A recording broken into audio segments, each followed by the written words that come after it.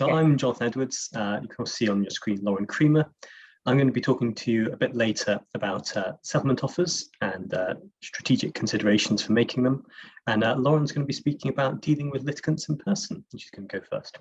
I am. Thanks, Jonathan. I was saying to Jonathan and to Francesca before the session started, I had a hearing yesterday. I don't know whether Atusa, my instructing solicitor, is on the call, but we had a hearing yesterday against litigant in person in a very long-running series of applications that he has made and various matters that these parties have come against one another. And so it feels very fresh, this particular topic. I'm going to just share my screen, but I thought it's something that crops up quite a lot, and we sort of all develop our coping strategies, I suppose, for dealing with litigants in person. But I thought I'd sort of set out some of the sort of background and what the various guidance says and what the SRA says about it, and indeed what the judges are told. Sometimes helpful to remind oneself of which sort of position the judges come from in dealing with litigants in person.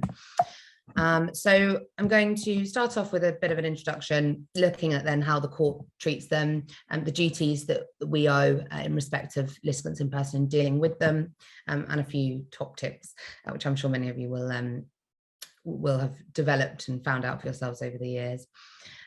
So just seems like an obvious question. There is actually a sort of quite a considerable amount of complexity when you really delve into this, and I'm not going into all of it today because I don't think it's necessary, but there are various names, and sometimes you'll hear particularly older practitioners refer to self-represented litigants or self-represented parties. There was some guidance excuse me, from the Master of the Rolls in March 2013 that said that the correct terminology is litigants in person. Typically individuals, but also importantly, and I'll come back to this, representatives of corporate entities when they're acting on their own behalf, and obviously crucially, they don't have legal representation. They are authorised to conduct litigation in their capacity as litigants in person, where they're representing themselves. And it's not always the sort of archetypal case of litigants, just, you know, an individual representing themselves. Sometimes it's companies, though not at hearings necessarily. I'll come back to that. It can also be legal representatives acting for themselves in a personal capacity. So if I were in court being sued, heaven forbid, I would be a litigant in person, notwithstanding that I am legally qualified. And it can be somebody acting sort of partially with legal advice. You will often come across this where people have sort of had a bit of legal advice, or they can afford lawyers to do certain things but not others. So there's sometimes a bit of a hybrid type of litigant in person.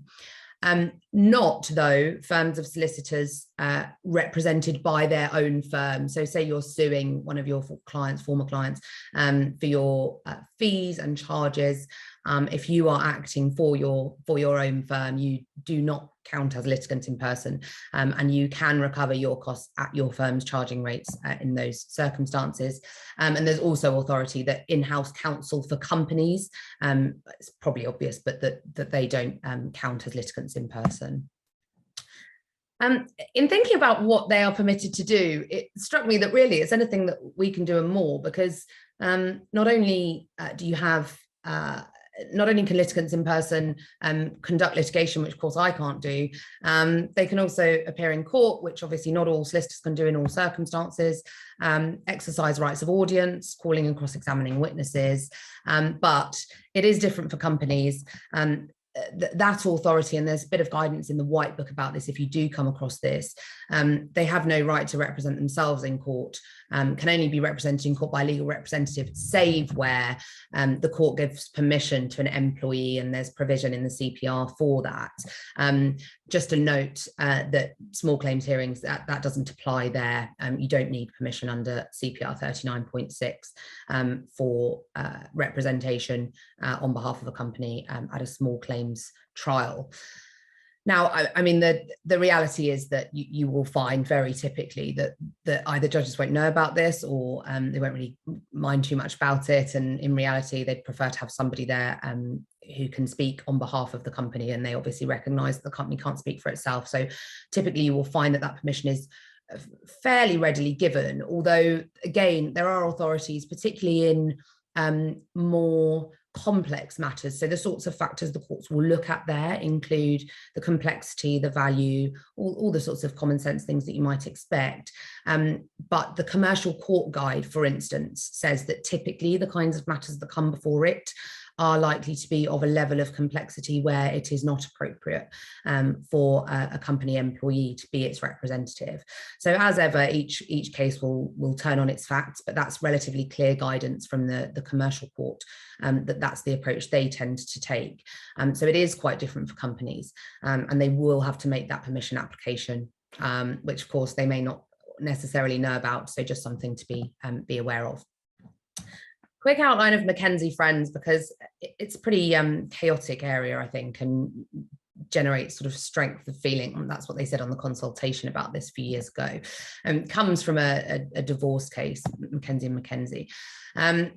Litigants in person have the right to reasonable assistance. Now, I was surprised to discover that the application to rely or to have the assistance from a McKenzie friend should include a short CV or statement from said McKenzie friend, confirming their relevant experience and that they have no interest in the case, that they understand the role and that they understand their duty of confidentiality. My experience of McKenzie friends is that precisely none of those apply to them. They don't prepare statements. They don't setting out any relevant experience because they don't have any. They almost always have an interest in the case, not least because certainly in recent years there has been this increase in paid charging McKenzie friends, who I think as they continue to become more common, I think there's going to have to be better provision dealing with them. They can be lawyers, they cannot be lawyers. So you'll sometimes see it that, you know, your neighbor has asked you for a bit of help and you're a lawyer and you've said you'll help them against, you know, the big bad corporation. Sometimes you get those kinds of cases. Better and in my experience, the courts will typically prefer it to be a lawyer on the record acting pro bono, rather than acting as a McKenzie friend. But, you know, obviously sometimes circumstances will necessitate that.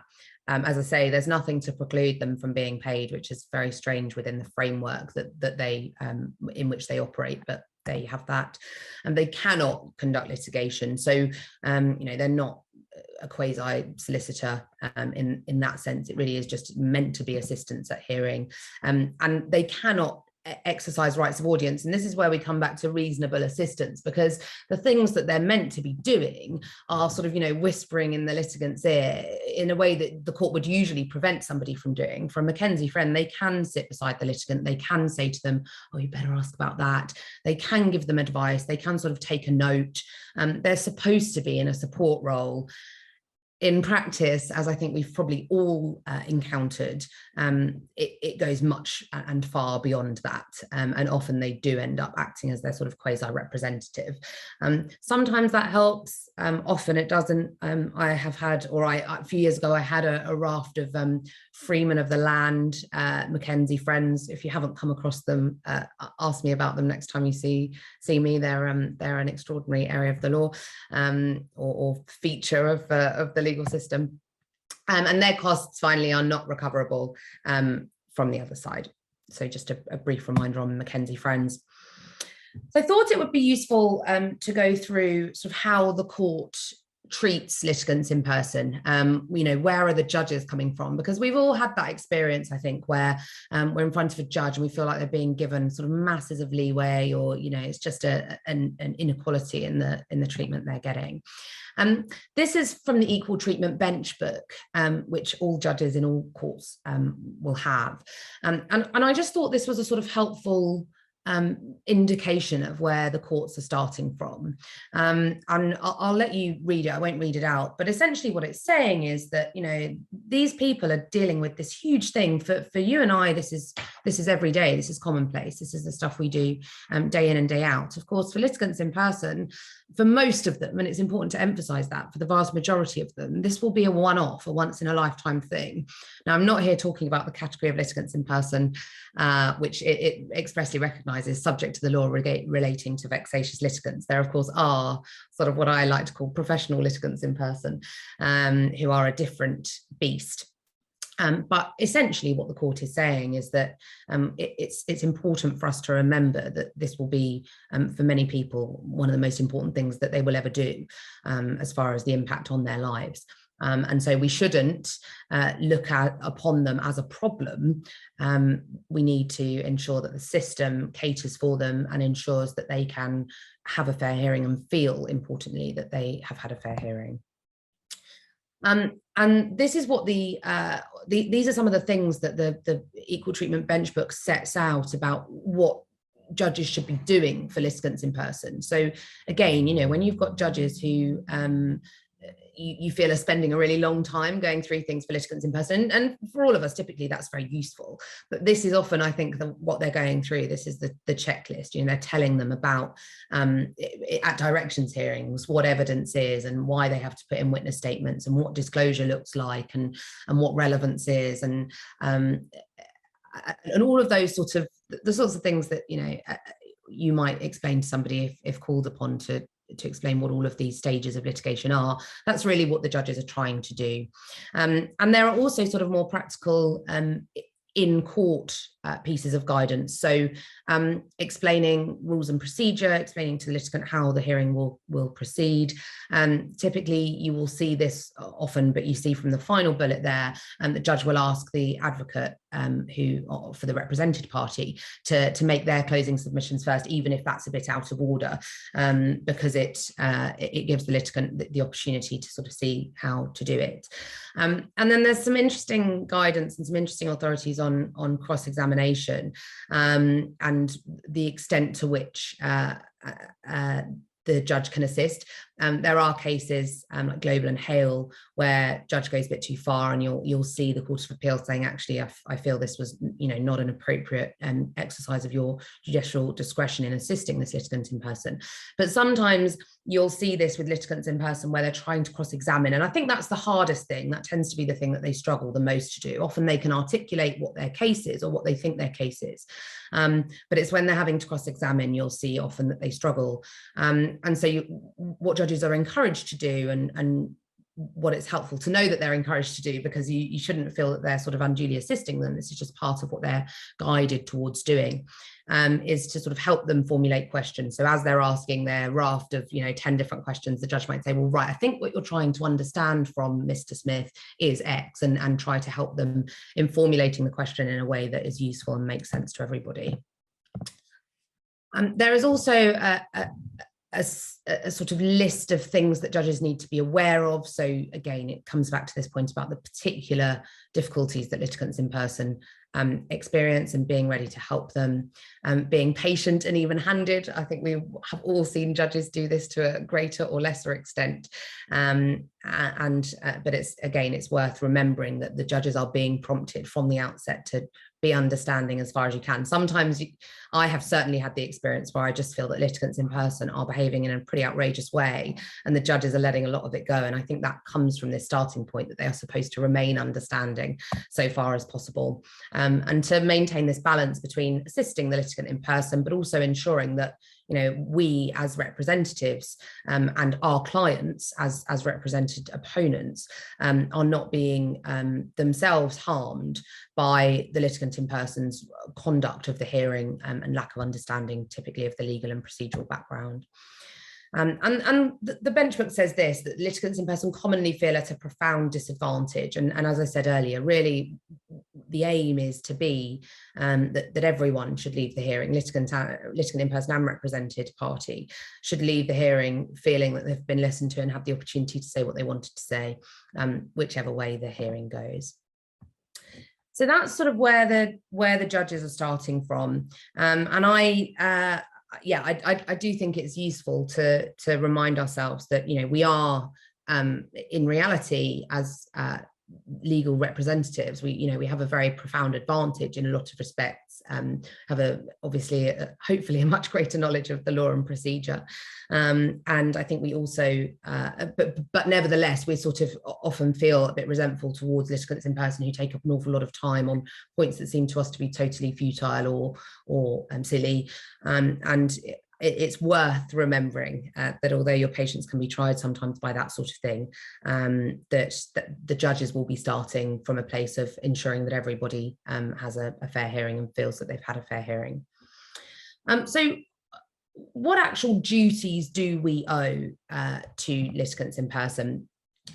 This was, I thought I'd set out some of the principles in a case called Thames Trains, which looked at this question. And the overarching point is that your duty is to your client and to the court.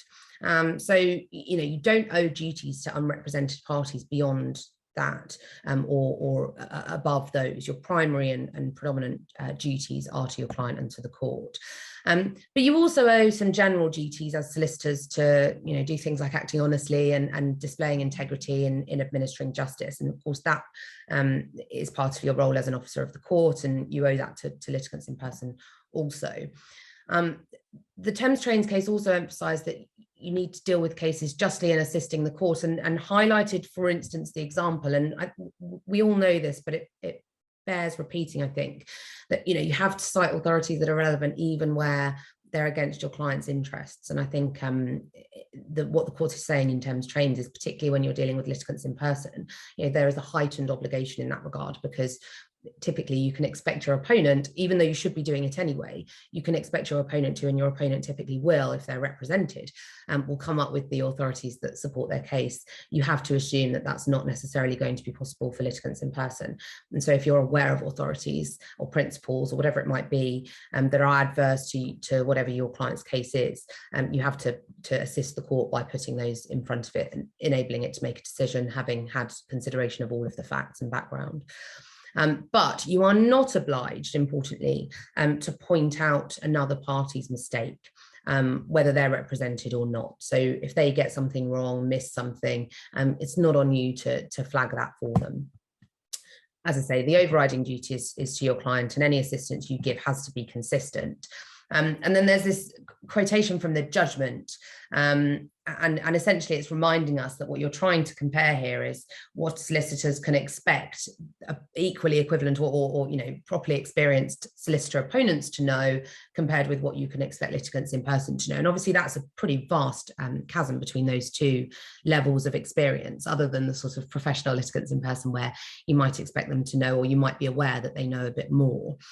So for instance, in my hearing yesterday, it was an insolvency matter. The guy had quoted in his evidence excerpts from the practice direction on insolvency proceedings, including material and relevant ones, which unfortunately didn't assist him. He was sort of trying to confront them up front. This is a man who knows a lot about the structure, the procedure. So, your expectations of what he might know may well be higher than other litigants in person who are representing themselves in court for the first time. But the question of whether you've taken an unfair advantage, and that's what you must not do, is take an unfair advantage of an opponent, whether, regardless of who they are, will be judged by reference to what you might have expected them to have known. And if you're dealing with a fellow solicitor, who's 20 years in the job, then you will have a very different expectation reasonably of them than you will of a litigant in person who you're on the other side from. Barton and Wright Hassel is, it won't surprise anyone that this case is here. This was a case where a litigant in person had applied for relief under CPR 6.15.2, relating to whether steps already taken to bring a claim form to the attention of a defendant by an alternative method was good service. And in this case, for those who have forgotten the background, service had been affected by email on defendant solicitors without checking whether they would accept service in that way. Sorry, I've just noticed a question from Katie. Yes, they do. So it will always, so that you'll see that in the commercial court, for instance, that in the specific guidance, but there will be guidance in the company's court and in the Chancery Guide about this. And again, it will come back to whether, so there are specific, so like you say, winding up petitions are a specific example where the courts have particular people. I'm sorry, I've remembered now that other people can't see these questions. Katie's asking whether the rules around companies representing themselves extend to insolvency proceedings. And obviously winding up petitions are their own beast. They have their own rules and different. It is worth referring to the insolvency rules for whatever particular scenario you have in mind. So, as most of you will be aware, for insolvency, for winding up petitions, there are a list of people who can represent the company at a hearing. And very commonly, judges will refuse to hear or decline to hear individuals who just pitch up and say they're a sort of representative or an employee without giving any detail. Typically needs to be an officer of the company. So yes, there are specific rules in insolvency proceedings, and it's worth having a look at whatever particular thing you have in mind. But the courts will have a considerable amount of discretion, and it's just worth having in mind that the court might require that person to make an application, depending on how strict the judge is about any particular case. Going back to Barton and Wright Hassel, so service had been affected by email, and they hadn't checked, the litigant hadn't checked whether the defendant's listers would accept service in that way. And as we know, the Supreme Court refused relief in that case, and Lord Sumption gave what we might call a quite assumption-y judgment. But he said that the defendant's listers were under no duty to give the claimant advice about whether service would have been effective or not when they received it. So they didn't have to receive that email and reply saying, oh, by the way, we don't accept service by email and therefore your service is defective. It didn't have to tell them that up front. And what Sumption says in that judgment is they would have had to take the client's instructions and advise them that if they told them that, this was close to limitation, that if they told them, then they might lose their limitation defense. And obviously then the client would have said, well, don't tell them, just wait. So Sumption said that there was no duty there to tell them, and effectively to give them the advice that a lawyer might have given them had they instructed one. And there were sort of some more general comments, which I think are the ones that most of us will be most familiar with, that a lack of representation doesn't usually justify applying a lower standard of compliance with rules and orders of the court. And it's a judgment that I pray and aid very often when dealing with litigants in person, who will often say to judges, oh, well, how am I to know? I don't know what the CPR says. I don't know what the rules are about service. I don't know what the rules are about this, that, and the other. And what Barton and Wright Hassel is authority for is the proposition that doesn't actually matter. They are not to have applied to them a lower standard of compliance with rules or orders of the court. Now, that's not to say a judge wouldn't take into account when deciding whether to give relief from sanction, for instance, the fact that they're litigants in person. But as far as the framework goes overall, there's no prima facie rule that says, well, you're a litigant in person, so, if you got this rule wrong, well, we'll give you a bit more leeway. That's simply not the case. As far as what your kind of professional conduct duties are, these are taken from a sort of range of documents and guidance documents that you'll already be aware of, the SRA publishes. But again, it emphasises that you don't have any positive obligation to assist, but the code and principles contain some general duties, which again sort of might apply slightly differently when you're dealing with litigants in person. So all these things about, that we hear all the time, upholding constitutional principle of the rule of law and the administration of justice, and acting in a way that upholds public trust and confidence, and acting with honesty and integrity, and in a way that encourages inclusion, not taking unfair advantage. Now, as to the last point, there's a document that the Bar, Silex and the Law Society prepared jointly called the Litigants in Person Guidelines for Lawyers document. And it says that, things like bullying, obviously, unjustifiable threats, claiming and demanding what cannot properly be claimed or demanded. Those are all things that constitute, taking unfair advantage of a litigant in person who you're on the other side from. You should adopt, it says, a professional, cooperative and courteous approach, despite some emotive, repetitive and potentially hostile correspondence. So I think really the guidance there is not to engage with it on that level, but instead to sort of deal with it in a courteous way. And then there was some guidance from the SRA in March of this year, which is a document called Conduct in Disputes, which talks about avoiding sending excessively legalistic letters to litigants in person. I think we probably sort of broadly know what that means. It's a slightly odd thing to encourage lawyers to, not be particularly legalistic. But really, it means don't send letters that are filled with phrases they're not going to understand. Try to, remind yourself when you're writing that correspondence that, they're not going to understand the sort of principles and starting points that you would take as a given. So finally, some top tips, which, as I said at the outset, a lot of these will be common sense, but it struck me that it's helpful to sort of remind oneself that there are guidance documents that specifically deal with this issue. And it's helpful to provide what those tell us is that some of the things that are helpful are to provide links to litigants in person. So, if you're sending them emails, it's fine to have a link to, the online accessible part of the CPR or of an authority that you are referring them to. Again, it's about access to justice and about their ability to access the materials that you're going to rely on or that you're, using to make your point to them.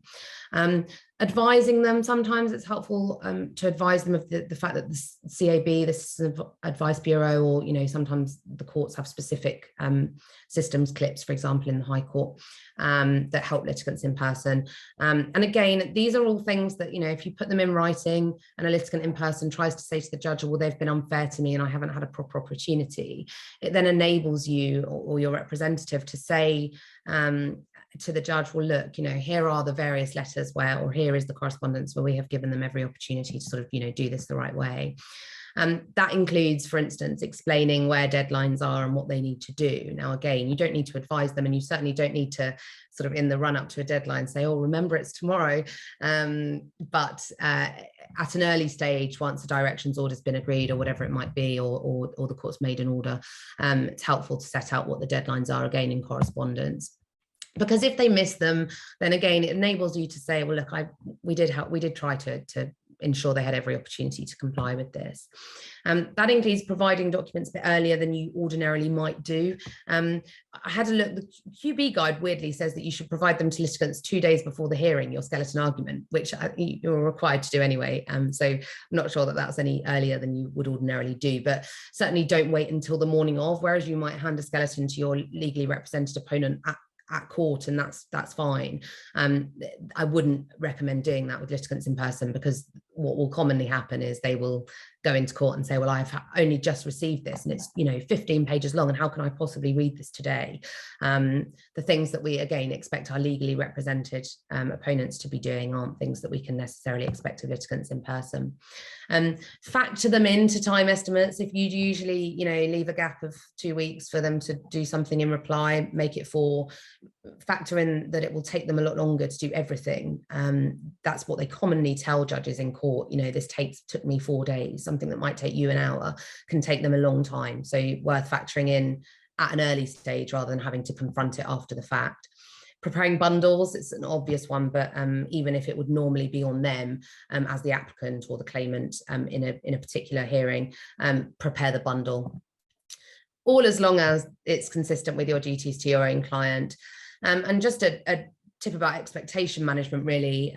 I've come across many cases where my instructing solicitors have given advice at the outset of a hearing sort of on the basis of a legally represented opponent about timelines and how quickly you can expect things to be dealt with.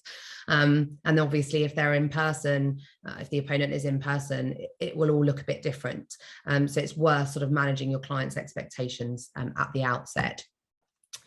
And then just finally, some top tips on vexatious litigants, because all of this is sort of quite tolerant and inclusive, and all of that's obviously important and good, but there is definitely a line. Judges will recognise it, and they will know where it is.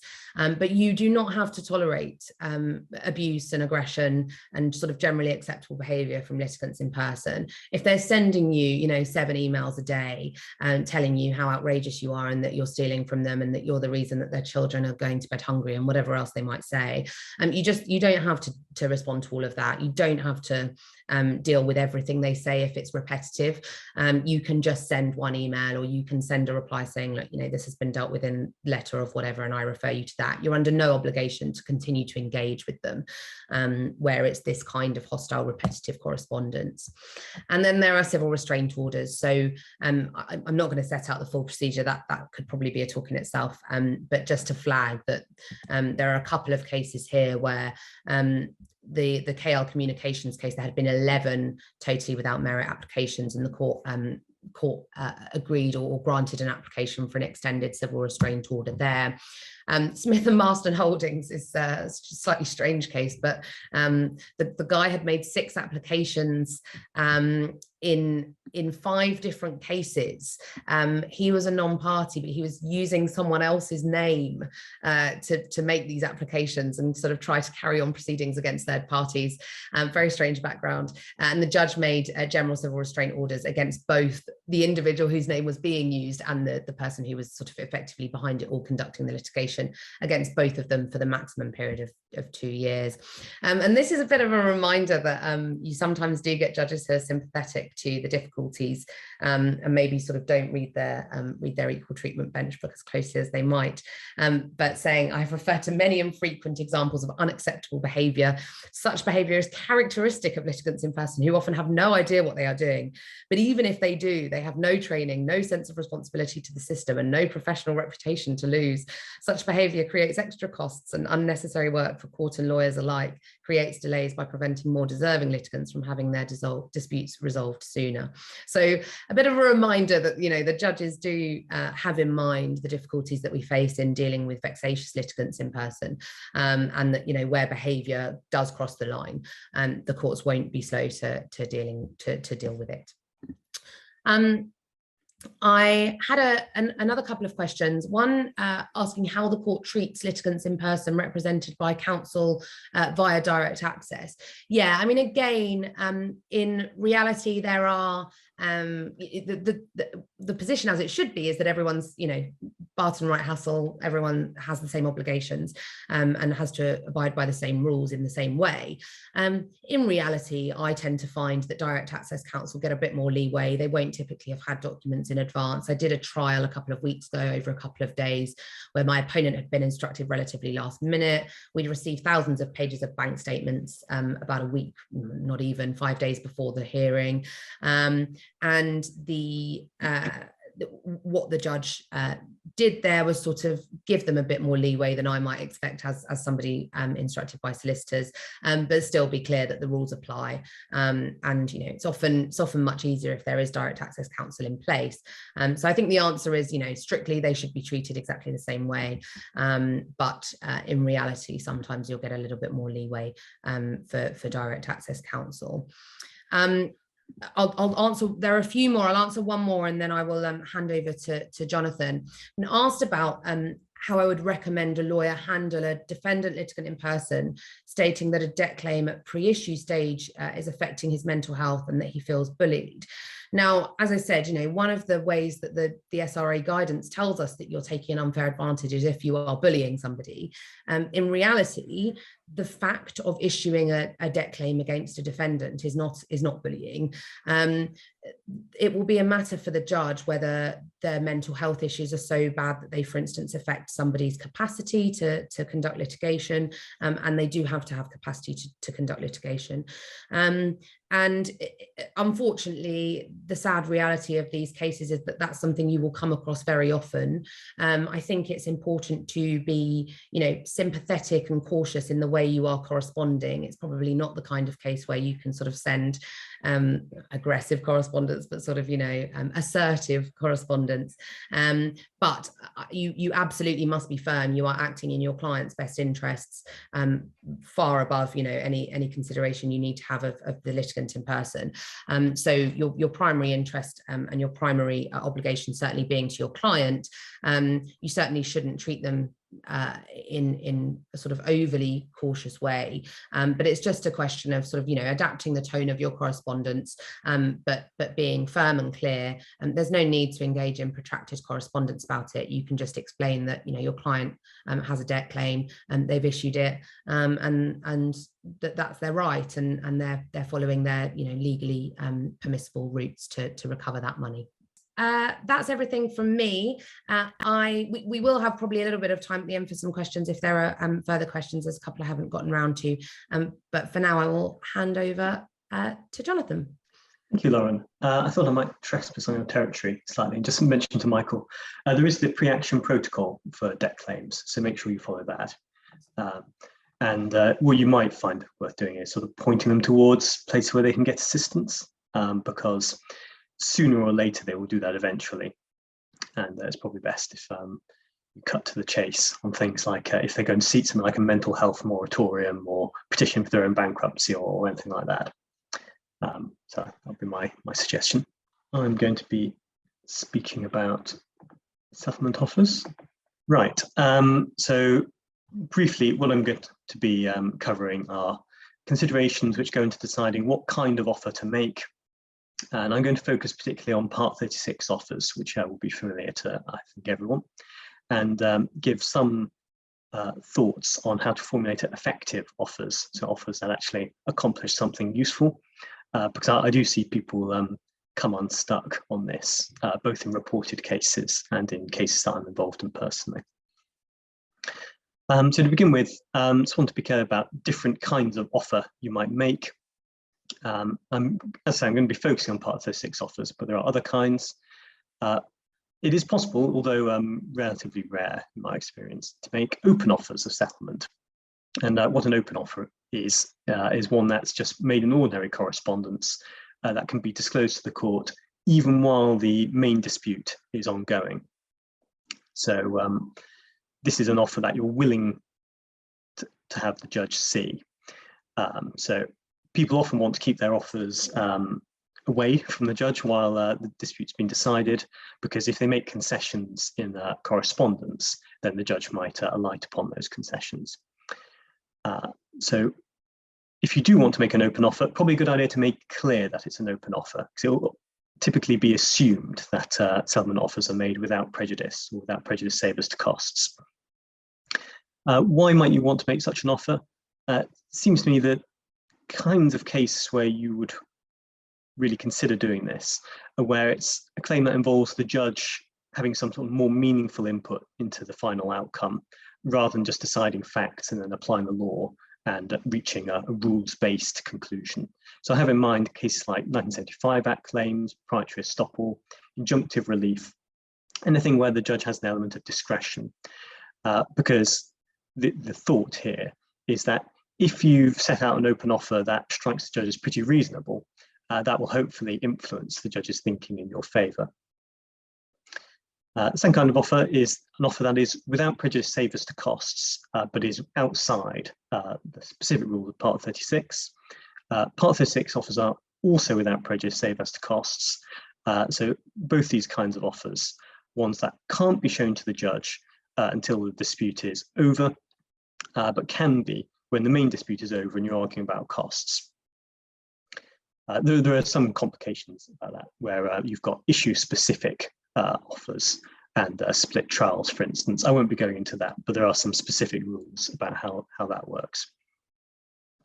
The difference between the two is that one that's not made pursuant to Part 36, usually called a call-to-bank offer, doesn't need to comply with specific rules, and so it has greater flexibility in terms of what you can do. And I'll be coming on shortly to some of the limitations or restrictions for Part 36 offers. Part 36 offers, there is a rules-based mechanism for how they can be accepted, and once they're accepted, they become binding. That is not necessarily the case with non-Part 36 offers. They'll be governed by ordinary contract law. So depending on how the correspondence is worded, it might be an offer that is just open for acceptance. So you make the offer, the other side can write back saying, I agree, and then you've got a contract. Or they might be more like heads of terms. So they're not intended to be open for immediate acceptance in that way. The idea is that they're a proposal that if it's agreed, a formal document will be drawn up.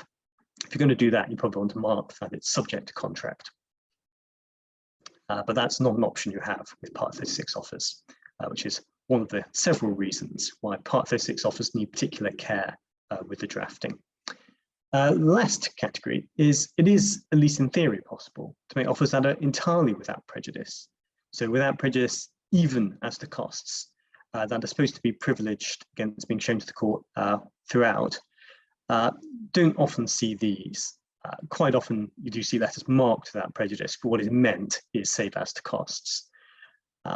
It's not generally very easy to see why you would make an offer on this basis, because usually the idea of making an offer is that you want to be able to show to the court that it should influence something the court is going to decide. Whereas if you're never going to show it to the court, then that's obviously not going to be the case. So if you're making an offer in terms that you want to keep secret from the court, you want to have a pretty good reason for doing that. And if it's because you're making an unfair bullying offer, you might want to reconsider whether that's really a good idea. And also worth bearing in mind that you can mark it without prejudice, but that doesn't necessarily mean the other side will agree. They might try and challenge that it's actually protected. So don't assume that you can get away with anything. Right. So one question that often comes up with clients is whether they should make a settlement offer. And frankly, I think this is pretty much always yes. It's very difficult to imagine circumstances where you don't want to make any offer at all because of the advantages that you can gain through making them. Clients often don't like conceding anything, especially if they've got a strong case, and especially if they're right about that. But even if you're not going to make a very generous offer, or put it this way, it might be a generous offer, but it might not concede very much. It's still well worth considering making a settlement offer. Certainly not a waste of time, in my view. But you do want to have in mind what you're trying to accomplish, because that's going to shape how you approach the offer. And I've roughly speaking identified three objectives, but of course you might have a combination of these. First is that you actually want the other side to accept the offer. You are really trying to settle the dispute by making the offer. If this is what you're trying to accomplish, you want it to certainly be a realistic assessment of the merits. So it's not going to be accepted if it's completely outlandish. Whether you err on the side of a generous or non-generous offer will depend on the client's appetite to settle, how you think the other side will respond, things like that, how strong you think your case is. What I would suggest is if you want the other side to really consider accepting it, try and make sure that you're on the territory that the other side is interested in, because there's no point offering lots of concessions that mean nothing to the other side. You want to try and identify what it is that will encourage them to settle. And that applies even if, strictly speaking, what they're probably interested in is not something that's an issue in the proceedings. If you're trying to get rid of the dispute this way, you want to be upfront, try and deal with the real grievances rather than taking a more analytical approach. Second category is offers that aren't really expected to be accepted in themselves, but are intended to set the ball rolling in negotiations. You are not going to accomplish this if you make an offer which concedes practically nothing. You're more likely to be counterproductive. And certainly a bad strategy is to say, we want to mediate, and then refuse to make any offer, or if you do make an offer, it's a derisory offer.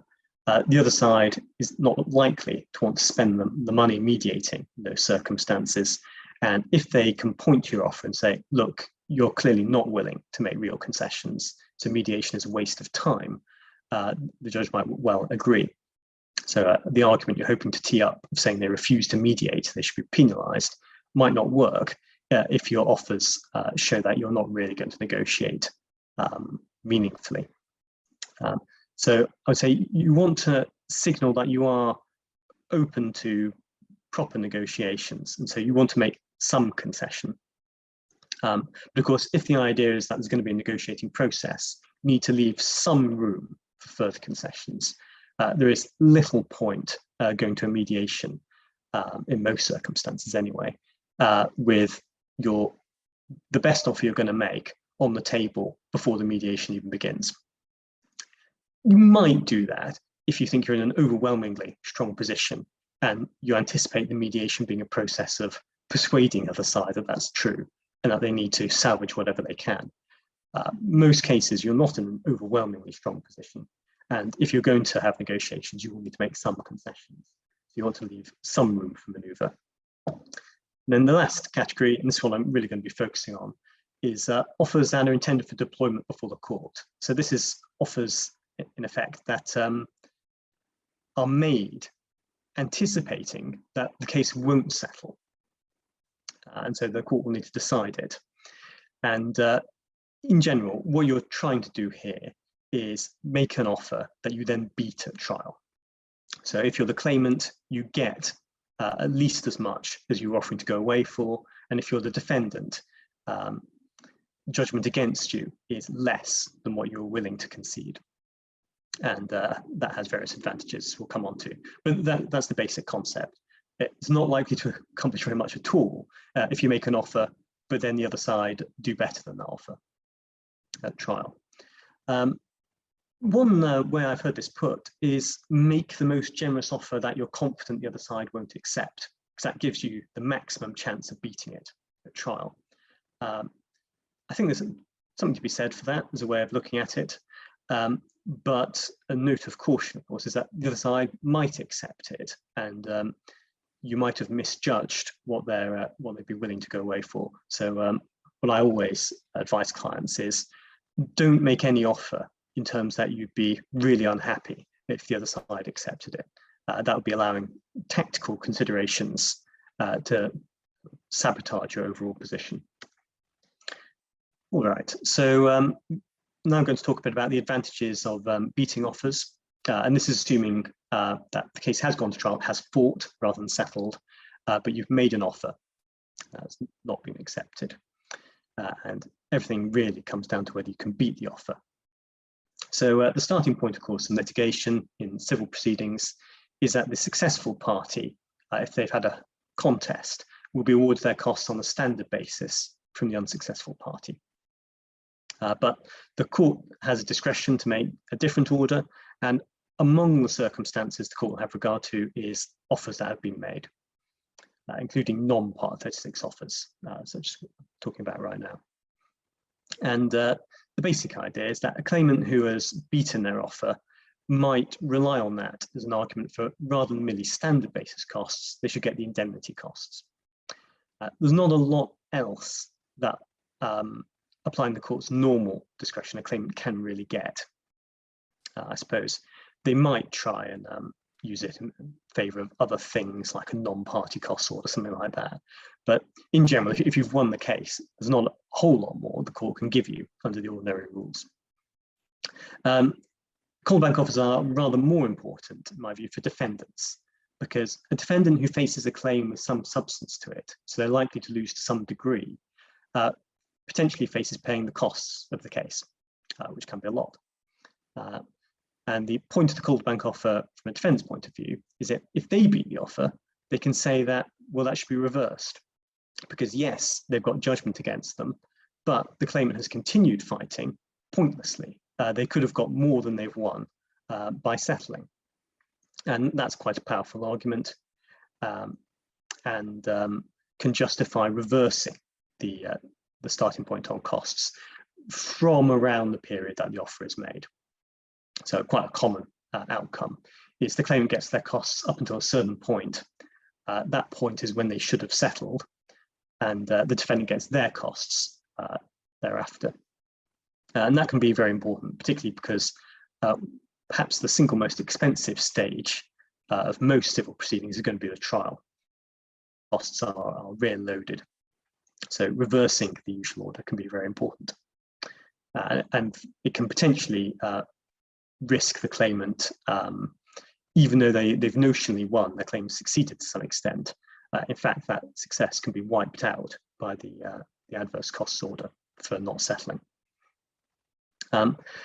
However, although those are the arguments you'd hope to make, they're certainly not guaranteed if you're just operating under the court's ordinary discretion.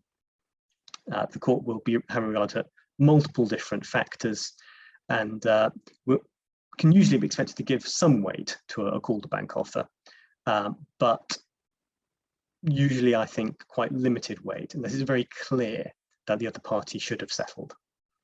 And part of the reason for that is because the Part 36 rules do exist. And if a party wants to secure near enough guaranteed consequences, the obvious thing to do is to make a Part 36 offer. So if you're going to be having this argument, you want to have a sensible reason for why you approached it this way, by making this kind of offer. Related point is that it can often be more difficult to compare a call-to-bank offer with the outcome at trial, because a call-to-bank offer is often costs inclusive. It doesn't have to be. You could offer, if you're a defendant, say, you could offer the claimant £10,000 plus their cost to be assessed, but people quite often make all-in offers of £15,000 inclusive of costs. And if you're some way into the proceedings already, it can be really difficult for the judge to know whether the other side should have accepted or not, because they don't know what the costs were at that time. So this is very much not guaranteed, but it still it gives you an argument. So it's worth making a call-to-bank offer rather than nothing, in my opinion. The essential advantages of Part 36 offer are that the consequences are much more robust and much more reliable. Again, the key thing is the comparison between judgment and the terms of the offer, and the word in the rules, whether it's more or less advantageous. The court is not absolutely guaranteed. The court can disapply the consequences, but it requires the court to think it's unjust for the consequences to apply. That's quite a high threshold, bearing in mind that the whole reason why Part 36 exists is to incentivize settlement. So it will not usually be unjust to apply those incentives. You do see reported cases where people have tried to argue it's unjust for various reasons. Seldom works. The courts take in my view, a fairly hard line in rejecting arguments along the lines of, well, we couldn't know how good an offer it was because we hadn't yet had all the evidence, things like that. The court normally says, well, you just have to take a view. If you leave the offer on the table and you don't accept it, you take the risk that it turns out to have been a good offer that you should have accepted. So it's not guaranteed, but it's quite difficult for a party to escape the consequences. What are those consequences? Well, for claimants, essentially there are a whole lot of added incentives that aren't available under the general law. So there's more favourable interest on the judgment sum and on costs. There's indemnity costs by default. These consequences, I should say, all apply only from a little after the offer is made. They don't relate back to the beginning of the proceedings. Lastly, but often importantly, there is an extra sum, so an extra percentage amount which is applied to any money award you obtain, capped at £75,000 and usually less because it's done on a percentage basis. Or if there is no money award, the court will instead take the same approach but use the costs award as the basis. So that's quite a good advantage, and you can't get that any other way. It exists as an incentive just under the Part 36 rules, and is a real threat for defendants who leave offers unaccepted. Although probably of those consequences, indemnity costs will typically be the most important one. And the other side is that a defendant is entitled effectively to costs in their favour, so reversing the position that an unsuccessful defendant pays the costs, and they also get interest. So it seems rather one-sided when you compare the two, but you've got to bear in mind, the starting point is that this is assuming the party's already beaten the offer. The claimant is successful anyway and gets these extra incentives. The point of making a Part 36 offer as a defendant is that you can rely on getting the reversal of the usual costs order.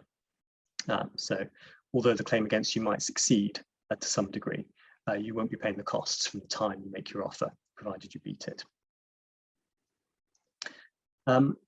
Both of these kinds of offers, Part 36 and not, have some common key considerations, mainly around timing. Because the arguments only work the other side could have accepted the offer and didn't. And with Part 36, it's clear that consequences only apply from shortly after the offer is made. It's therefore better to make the offer sooner rather than later. This is perhaps particularly true if you're the defendant, because if you're the defendant, you face a claim that's going to succeed to some degree. Until you make an offer that you beat, you are incurring exposure to the other side's costs, because they're going to be successful. And so you're going to have to pay their costs until the point where you make an offer that you then beat. So you want that point to be as early as possible. Worth bearing in mind, of course, that you can make multiple offers and have them remain open. So if you don't want to make big concessions early on, because you want to see the evidence, for instance, it's still worth making an offer which concedes relatively little, so that you might beat it if things go well. So you at least have that possibility. And this is one of the reasons why I often recommend against the approach of just sort of waiting and waiting and waiting before making any offers. You're usually in a position to make an offer early on. And yes, it might not come into play because it's too ambitious, but at least you have the possibility there. And it costs you relatively little to have that possibility. Yes, made reference to the Red Queen's race. This is from Alice in Wonderland, about taking all the running you can do just to stay still. This is a problem I often see in cases. Parties often get worn down by the litigation process. They start off very bullish and wanting to fight, so wanting to concede very little. But over time, they become, particularly as they have to pay for litigation, they become more willing to settle. And the problem is cases usually become more difficult to settle as time goes by, simply because the costs on each side are now higher. So you have to give, so the same amount overall to the claimant is less attractive than it was earlier, because more of it's going to be eaten up by the claimant's costs. And equally, because the defendant's paying that plus their own costs, it's more painful for them to offer the same amount. So it can quite easily happen that a case that could have been settled if the parties had gone to their final positions early on can't be, because they waited too long and costs mounted in the meantime. And typically, that's what leads to judgments where judges express dismay about what's happened. And yes, it's not uncommon for unsettlable litigation to become all about the costs. So the costs begin to dwarf the actual substantive claim, which is a particularly unfortunate scenario. So worth ensuring that clients can understand that dynamic. And I often advise clients, if the case is going to be, you wouldn't necessarily do this if your case is very strong, but if the case is going to be difficult, even if you're on the right side of it, difficult and costly, you want to try and think ahead, sort of how generous are you going to be willing to be? I often advise clients in important cases where the stakes are very high for them to make the most generous offer that they can really tolerate making, and to do that sooner rather than later for this reason. As I've already been mentioning, the key thing is to beat the offer. So if you are intending to deploy the offer before the court and say, look, we've beaten it, you need to have that in mind.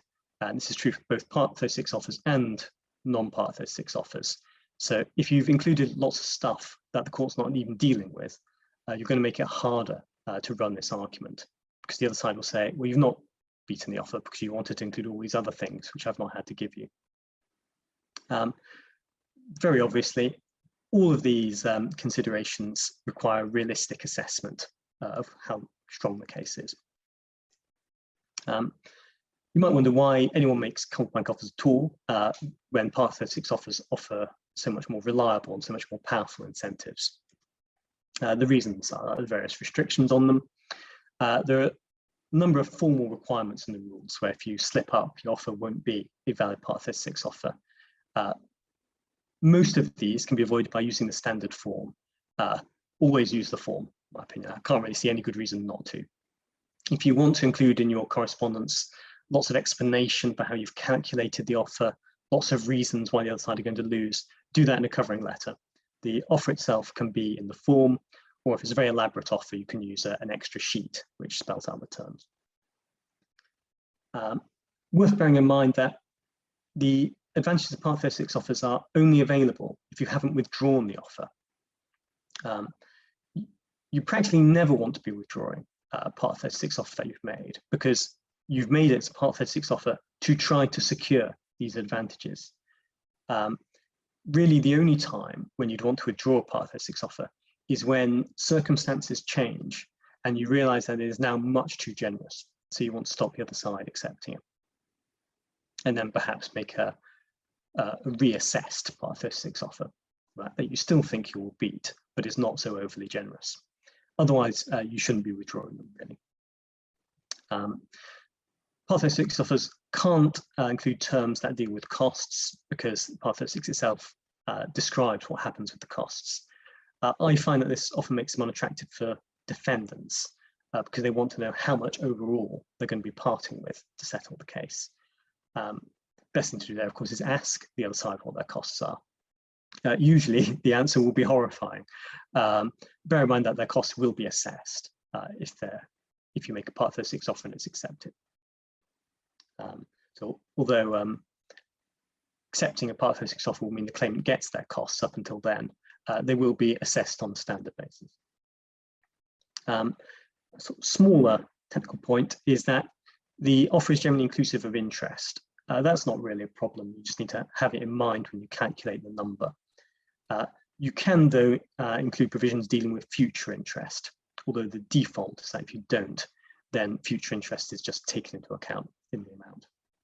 So if you want future interest to be provided for, you need to spell that out. Lastly, an important restriction is that many cases are to be settled by paying an amount of money, and if it's a defendant's offer, it has to be for a single payment, and it's got to be within 14 days.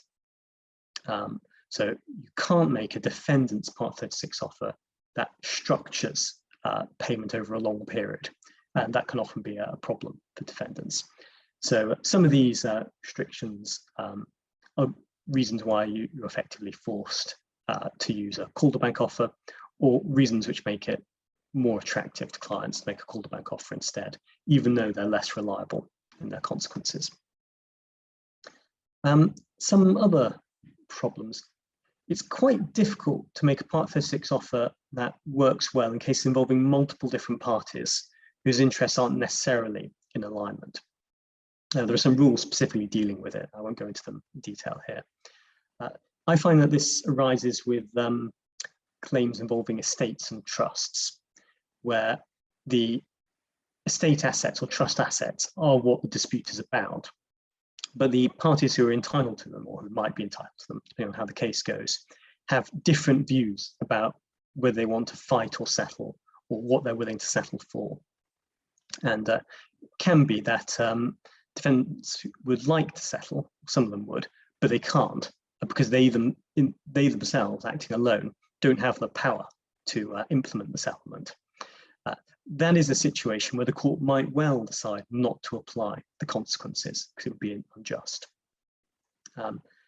There's no really easy answer to this, but if you're in a scenario like that, where you're not dealing with two parties who are opposing each other and have the power to settle, it's more complicated than that. You need to give careful thought to whether you can navigate around that by making a Part 36 offer in terms that an individual defendant can accept on their own, or if you're dealing with an estate or a trust, whether you can form the offer in a way that the executors or trustees could accept it themselves, where they have to have the power to do that. They would normally want to be neutral, but you might find a way that they have the power to accept the settlement, and you could then, for instance, encourage them to consult with the beneficiaries, and if there's a disagreement among the beneficiaries, they could apply to the court for directions about whether or not they should be accepting. So there's no easy answer to that, but it's a problem to be aware of.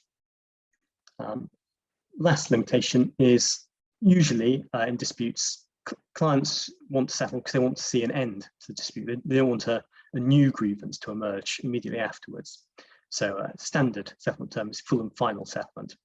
It's more difficult with Part 36 offers because full and final settlement by its nature is usually intended to encompass any other claims that might be brought. But if you're including such a term, it's less obvious that you've beaten the offer. So that's a potential problem. And I think that really comes down to the risk you want to run. Do you think there are other claims in the background that you really need to settle if you're going to settle? In which case you might want to take the risk of including full and final settlement provision in your Part 36 offer, even if it undermines the reliability of the offer. Or if you think it's very unlikely that the dispute's going to come back in another form, you might therefore decide that you prefer to have a reliable Part 36 offer and leave out a provision for full and final settlement. An important point is the differences between claimants and defendants Part 36 offers, because they're very significant, as I've been covering. It's a lot better if you can make a claimant's Part 36 offer, basically. They're better in pretty much every way. And it's not only the claimant in proceedings, the party who's called the claimant, who can do it. If you have a claim, usually if you're a defendant with a counterclaim, you can make a claimant's Part 36 offer. And for that, you can say, I want to settle the claim and counterclaim, but you can treat it as a claimant's Part 36 offer. You can only do this and expect to beat the offer, of course, if your counterclaim is a good one and will offset the original claim. An interesting recent case is the Huntsworth wine case. If you're trying to find a way to make a claimant's Part 36 offer and it's not obvious, this is worth a read, because an interesting feature of that one is that it was the nominal defendant who was making a claimant's Part 36 offer, but unusually, there wasn't actually a counterclaim in the proceedings. The claim they were relying on for making a claimant's Part 36 offer was a claim that had not yet been brought. And so that gave rise to an argument about whether you can do that, and it was held that you can. So that case stands out as an interesting recent example. Your offer does need to be a genuine effort to settle if it's going to work, and that doesn't normally prevent you making a claimant's Part 36 offer, even though you're a nominal defendant. But it does occur to me that you can imagine a purely tactical counterclaim, which is only really brought so that you can do this. So for instance, if you're seeking nominal damages for something, or a declaration about something that's not really very important, you might find that doesn't work. When you're working out the terms of your Part 36 offer, the point I was making earlier is to keep within the boundaries of what's in the proceedings, because the key thing is that you need to beat the offer if it's going to give you the consequences. So don't include extra stuff, or if you do include extra stuff, be aware that you're running a risk that the Part 36 offer will not do its job. Relatedly, try and formulate the offer in a way that is suitable for the kind of proceedings. I'll give an example of a 1975 Act claim. Although 1975 Act claims are fought out between people who are interested in the estate, if you're the claimant and you win, your entitlement is not generally from the beneficiaries, it's from the estate. And so if you make an offer that is for the beneficiaries to pay you money, you might find that they can successfully object, saying that that does not compare with what actually happened, which was an award from the estate. So that kind of thing is worth watching out for. Also, with a view to enabling a comparison, saying you've beaten the offer, keep it simple so that you can show the comparison. If you muddy the waters, the judge might decide that it's not clear you've beaten it, so they're not going to apply the consequences. And final point is that in some cases, you can know with quite a degree of precision what some of the possible outcomes are. So the simplest one is where it's a money claim, you're the claimant, and so it's an invoice, say, so you know what the claim is worth, and the court just might agree with you, find that the invoice is correct, and award you the full amount. And in such cases, people sometimes make offers which make minimal concessions, so an offer to accept almost the entirety of the claim. There have been a few of these, you can look them up. Generally that does work. Even a small discount will be treated as a valid offer. There does need to be a discount. You can't get away with nothing. That won't be a genuine attempt to settle. But a small discount can be a valid offer where it's where there's a clear claim and there are good reasons to think the claim will succeed. Probably best not to test the limits. Just allow yourself some margin. You don't want to be making an offer which is £1 less than the value of your claim. Then you might fall foul of the requirement that it be a genuine attempt to settle. So if it's, for instance, a claim for a probate claim for the entirety of an estate worth 200,000, if you're very confident in your case, because that's likely to be a binary outcome, either you challenge the will or not, you might want to say, well, I'll settle for 190,000. That at least gives you some margin, even though it's not very much of a concession. All right, well, that was everything I was going to talk about. I will stick around for questions. And thank you so many of you for sticking around, even though I did exceed my allotted time. I think I had also exceeded mine. I thought we'd answer those. Obviously, feel free to head off if you're done. We had a couple of questions, so we'll answer those.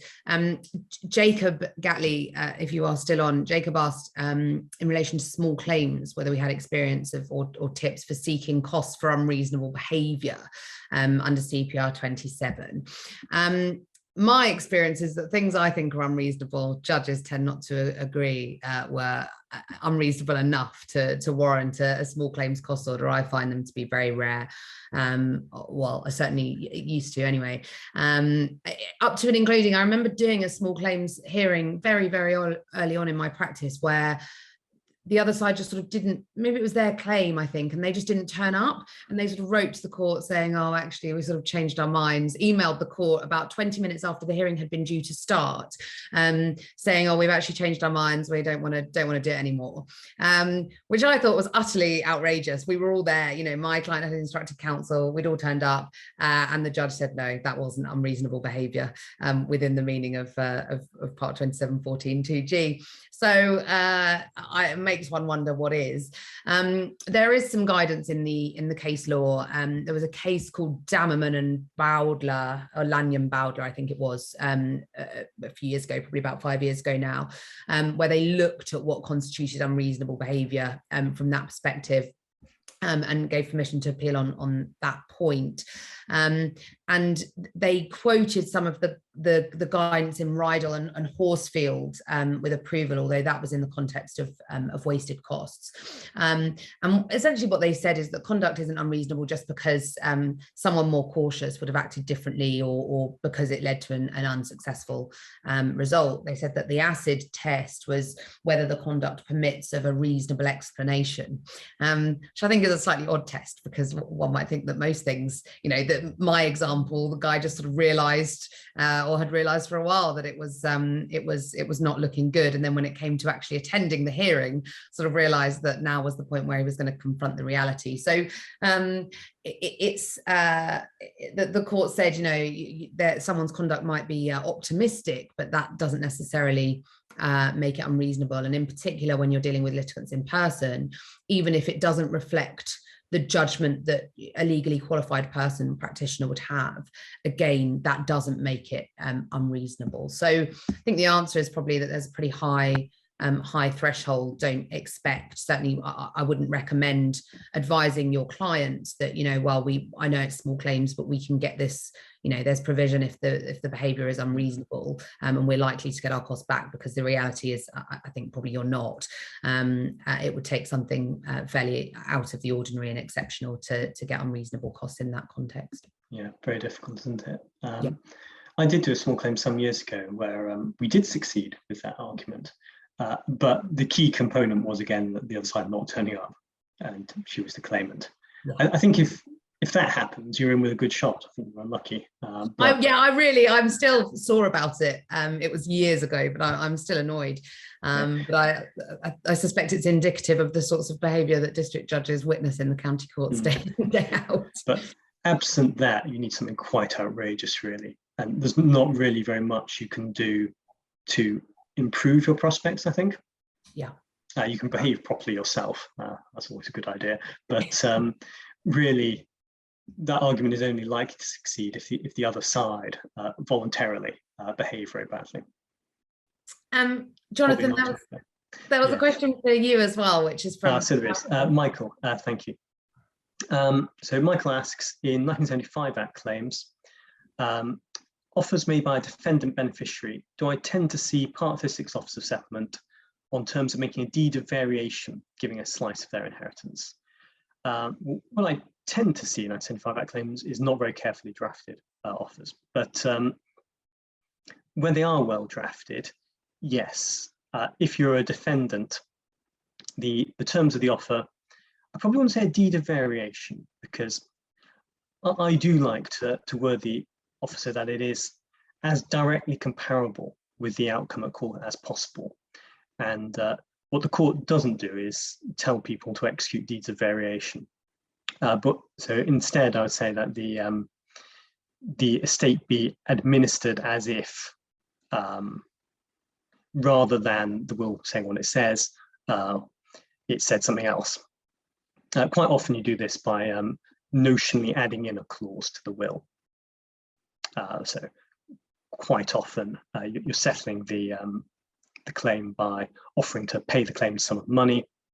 And so you can do that by saying the estate shall be administered as if the will included a clause in favour of the claimant, giving them a pecuniary legacy of X pounds free of tax or whatever it is. That's how I would tend to word the offer, yes. And if you're an individual defendant beneficiary, you could, I suppose, do that in such a way that it is only your inheritance and not the other beneficiaries that's being impacted. There might be circumstances in which you want to do that, but it obviously wouldn't be an ideal choice. So you'd probably only do this if other attempts to explore settlement had not worked. Lovely.